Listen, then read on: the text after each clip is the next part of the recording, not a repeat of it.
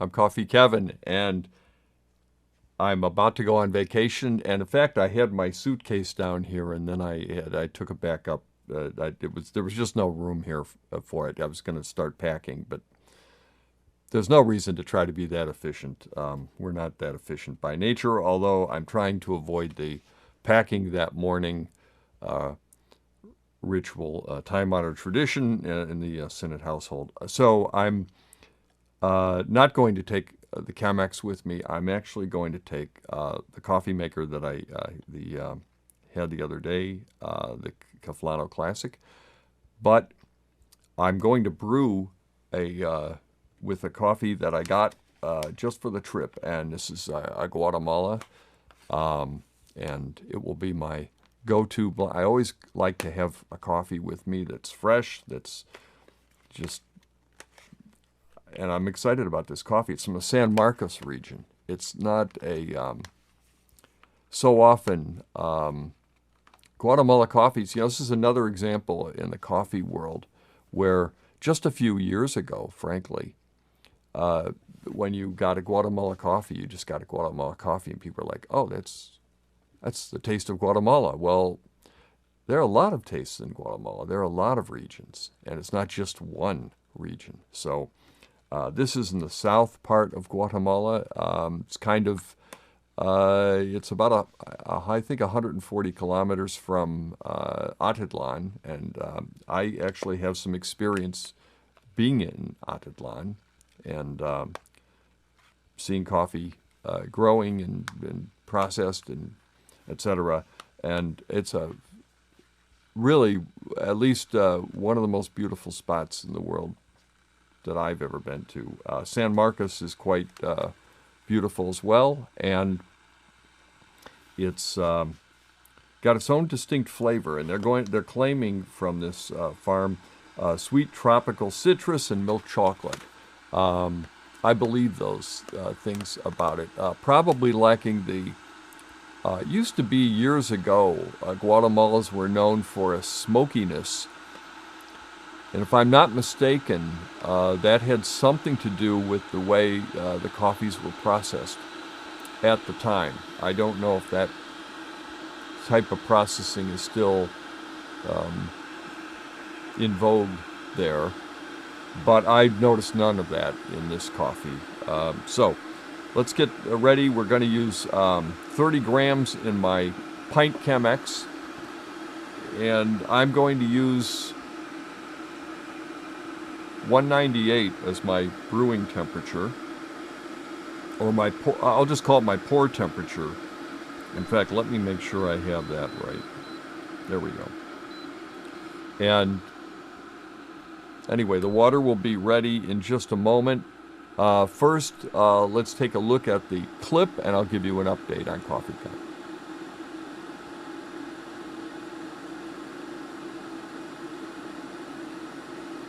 August 1st on Indiegogo. Vote for which 3 of 6 cities most crave a CoffeeCon event in 2020. Taste, try, and learn everything about coffee. CoffeeCon is for you, the enthusiast. CoffeeCon. This is a fabulous coffee. I think we're going to really enjoy it. It's very likely Michael's and my last cup of coffee together before I embark on my journey. No, he's not going with me. He has got other things to do, and it'll be probably a welcome break for him. I am, however, traveling with Pat, and she is kind of a watch guard about my bringing too many coffee things on my trips. I even suggested bringing the Brim coffee maker just so we'd have an automatic with us, and that was kind of nixed. And one coffee, she said, would be fine. She said there's great coffee up there. There is great coffee up there, and we'll be in Algoma, but there's in Sturgeon Bay, there's a nice coffee shop. That's where my friend Bob Hennigan lives, and we'll be visiting with him. And there's a great shop there that also carries Collectivo coffees. And usually I pick up some coffee there. Okay, we've got we're ready. Let's get this going. And I'm going to, actually, I almost forgot something. I need to have the scale here. That's 30 grams of coffee. Did I get it? Have I got it set up right? I think I do. Is it in the right position just under the camera? Or have I got to move it out more? Let's view the overhead shot. Little further. Oh, no, more. That's, you put a tape mark there, but I can't see it through the scale. Okay, there we are. Yeah, okay. And then, good, we zeroed it out. Now let's put some water in here, and we'll start the timer. Not that I really care what the timer says. I'm going to do it right. This is just roasted, so we'll see how much it foams up. And it literally was just roasted yesterday by Diego at Big Shoulders. And it was, wow, that was, okay. It is, all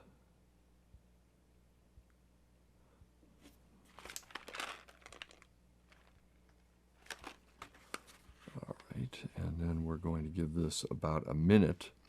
Well, we're not going to give it quite a minute here. Let's get some more.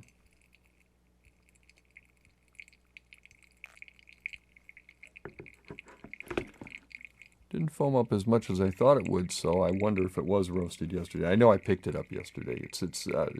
I'm certainly not worried it's not fresh, but it didn't foam up quite as much. Sometimes it foams up so much that I regret opening it that quickly because I pretty much do subscribe to the theory that a day or two of rest after a coffee is roasted is ideal. I know that goes in and out of fashion, but that's my opinion. Okay, and I'm going to go for a wait if we really can't see it from there. Can you back up that camera a little bit, zoom out a little bit, Mike?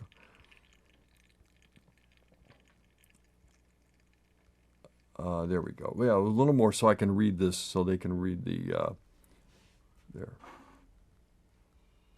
A little more. Here, here's what I'll do. There we go. Okay, I'm going to go up to, we started off, it was zeroed, and I'm going to go to, let's see, I have 30 grams, so it's going to go to 450 grams. That's 1.5 and add a 0. Times 1.5 and add a 0, and there we go. It's going to be, I'm going to go up to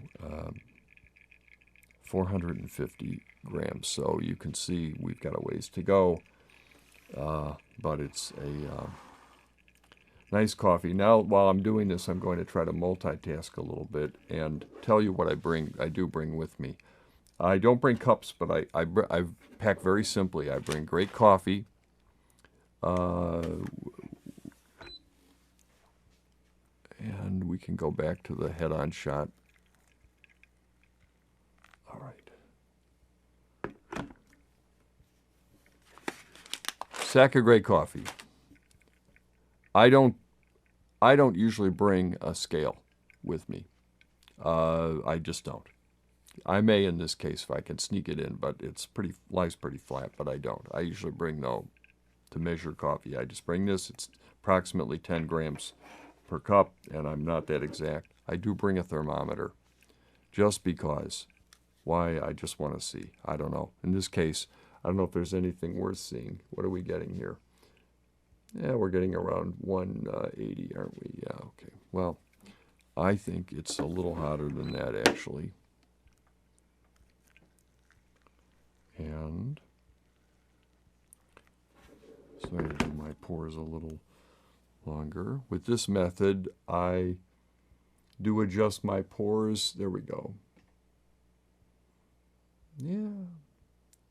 There we go. Now you can see why the AeroPress champions brew around this temperature, because that's what they like. And even though I had it at 198 when we pour it in, It comes down pretty rapidly in this coffee maker, and for some reason, a lot of people really like this coffee maker. So therefore, I'm inclined to go with discerning, anecdotal experience more than I am standards.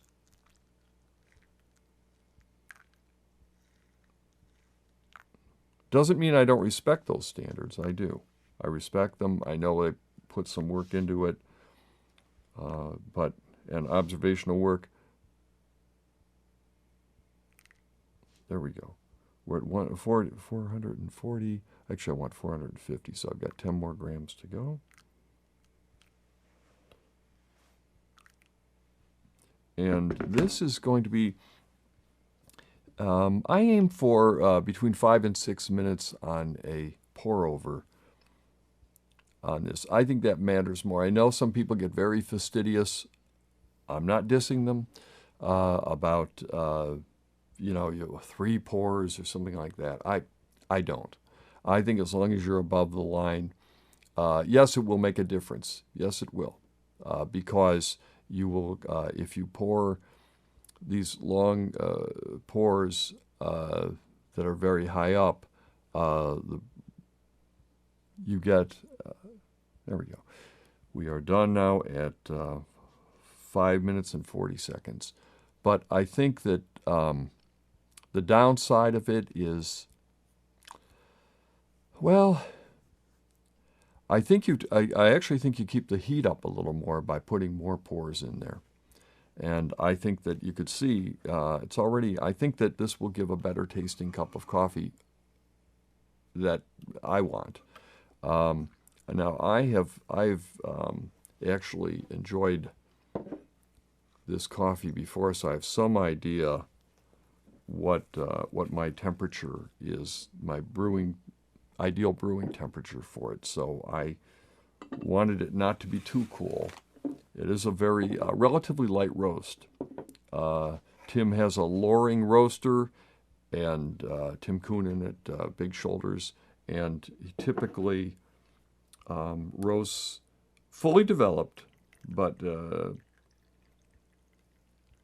at the same time, it is on the leading edge of a light roast. Tim, I think philosophically, he pays to get really good coffees, and I think he wants, he feels it's important to really get the fruitiness in the coffee, and that usually involves a lighter roast. And there we go. And in my opinion, we now have 2 perfect cups of coffee. And let me measure the end brew temperature, because, and let's see, where are we at? We at 147, 140. Yeah, there we are, 138. Okay, good.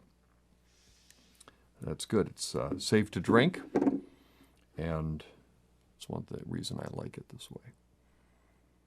Oh, wow. I will tell you the aroma is powerful. Wow.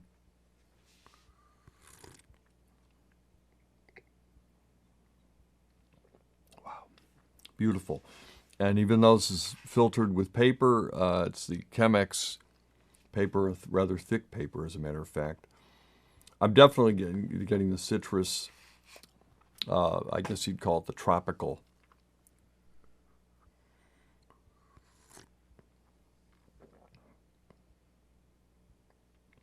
It's beautiful. While we're gone, CoffeeCon is fundraising. Indiegogo is first phase is coming to an end. We are, in fact, starting to plan LA. We are. I'm looking at February 14 and 15. I hope I got those dates right. It's the weekend in February, Valentine's Day weekend. I don't think that's a problem at all. In fact, maybe there's a romantic angle to promoting it that way. But we will be in LA. We're looking at some locations, see if we can get those dates to work. and that will be the first one up, if possible, next year in 2020. And then please go in, though. If you haven't voted yet, there's still time. Please go in. It's $10 to vote, and your $10 goes toward downloads of any of our presentations. We have this Sling Studio now, and we're considering bringing it to all of our CoffeeCon events and using it for selected presentations. Some presentations, we have to get permission from the presenters themselves to do that. And sometimes they either don't understand it or just don't, they feel like it's their intellectual property, and I respect that. So, however, I can tell you this, the future of coffee and sustainability presentations definitely will be shared. And those are pretty interactive presentations too. So in that regard, they're kind of, in effect, the CoffeeCon version of town hall meetings. So I think that alone is worth it. And that way you can always attend in some form CoffeeCon. I'd always prefer to see you in person. It's not, I love being online. I love doing this, but my preference is always to see you in person at CoffeeCon. And always to come up and say hi. That's mostly what I do at CoffeeCon the day of. I walk around and I just run into people that I know, and I'm getting to the point now where I do see some of the same people repeatedly, and I always enjoy that. So I guarantee I'm going to have a good week. The weather looks good. The weather is actually absolutely beautiful in the Midwest right now, at least where we are. It's in the 80s. It's kind of balmy, a little bit of a cool breeze, and I almost what I consider for this area perfect August weather is upon us, and that is we usually get a little cooler than July, a little less humid, and just really looking forward to it. I have to admit, and I also had my yearly medical checkup yesterday, and I'm doing well. So thank you, anyone who knew about that and wished me well. We're good. I think Michael's eager to have his cup of coffee. I know I'm eager to finish mine, and we'll be back, and I will hopefully, even the possibility, I'm trying to arrange and see if there's someone on the way up or on the way back that I can talk to who's some of my favorite roasters are up in Wisconsin, so see if we can put together a clip of some kind, if possible. Anyway, I'm Coffee Kevin. Always great to see you. Take care.